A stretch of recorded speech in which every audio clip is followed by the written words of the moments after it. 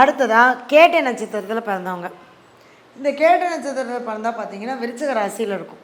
இந்த விருச்சிக ராசியில் கேட்டை நட்சத்திரத்தில் பிறந்தவங்க 2வது நட்சத்திரமான மூல நட்சத்திரத்தை அவங்க செயல்படுத்திகிட்டே வரணும். அப்போ ஆஞ்சநேயர், இப்போ இவங்க பார்த்திங்கன்னா ஆஞ்சநேயர் வழிபாடு பண்ணிட்டு வந்த வரைக்கும் இவங்களுக்கு வரவுகள் அப்படிங்கிறது சூப்பராக இருந்திருக்கும். பணம் அப்படிங்கிறது ஒரு பிரச்சனை இல்லாத ஒரு விஷயமா இருக்கும். குடும்பமும் அப்படி தான். எல்லோரும் சொல்லுவாங்க ஆஞ்சநேயர் கும்பிட்டா குடும்பம் அமையாது, அவர் எப்படி தனிச்சிருக்காரோ அந்த மாதிரி தனிச்சிருப்பாங்க. விநாயகர் கும்பிட்டா குடும்பம் அமையாது, அப்படியெல்லாம் கிடையாது. கேட்டை நட்சத்திரத்துக்கு 2வது நட்சத்திரம் மூல நட்சத்திரமாக இருக்கிறதுனால ஆஞ்சநேயர் இவங்க வழிபாடு பண்ணிட்டு வரும்போது கட்டாயம் குடும்பம் அமையும். குடும்பத்தில் ஒரு பிரச்சனையாக இருந்தாலும் சரியாகும். பண வரவுகள் நல்லாயிருக்கும். ஒரு வாக்குறுதி கொடுத்தா காப்பாற்றிடலாம்.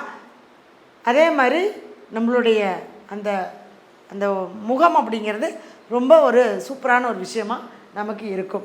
அப்போ மூல நட்சத்திரத்துக்கு உண்டான சிம்பிள் அப்படின்னு பார்த்திங்கன்னா சிங்கத்துடைய வால், சிங்கத்தின் வால். அதுக்காக சிங்கத்தோட வாழையெல்லாம் போய் நம்ம கொண்டு வர முடியாது, அதுக்கான படத்தை வைத்து கொள்ளலாம். அடுத்தது யானையுடைய தும்பிக்கை. இந்த 2 சிம்பிள்ஸையும் நம்ம நட்சத்திர குறியீடுகள், இந்த குறியீடுகளை நம்ம யூஸ் பண்ணும்போது கண்டிப்பாக நமக்கு பண வரவு அப்படிங்கிறது இருக்கும். அடுத்தது கேட்ட நட்சத்திரத்துக்கு 6வது நட்சத்திரமான அவிட்ட நட்சத்திரத்தை நம்ம பயன்படுத்தணும். அவிட்ட நட்சத்திரம் செவ்வாய் ஓரையில் நீங்கள் எந்த ஒரு கடனை அடைக்கிறதா இருந்தாலும் செவ்வாய் ஓரையில் கடன் அடைச்சிங்கன்னா பொதுவாகவே கடன் அடையும். அதுலேயும் கேட்ட நட்சத்திரத்தில் பிறந்தவங்க செவ்வாய் ஓரையில் கடன் அடைச்சிங்கன்னா கண்டிப்பாக கடன் நிவர்த்தி ஆகும். அடுத்தே மாதிரி வெற்றி கிடைக்கணும், எனக்கு வேலை நல்லா இருக்கணும் அப்படின்னா செவ்வாய்க்கிழமை செவ்வாய் ஓரையை நீங்கள் பயன்படுத்திட்டு வரலாம். அதே மாதிரி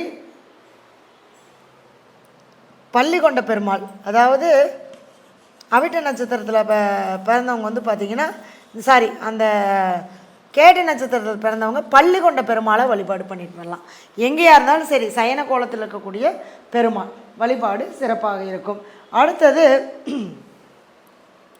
அவிட்ட நட்சத்திரத்துக்கு உண்டான சிம்பிள்ஸ் அப்படின்னு பார்த்திங்கன்னா மிருதங்கம் வாசிப்போம் இல்லையா, அந்த மிருதங்கத்துடைய படம் அல்லது முடிஞ்சால் வாங்கி கூட வச்சுக்கலாம். சரிங்களா? அடுத்தது உடுக்கை, இப்படி 2 பக்கம் அடிப்போம் இல்லையா உடுக்கை, அந்த உடுக்கை மிருதங்கம்.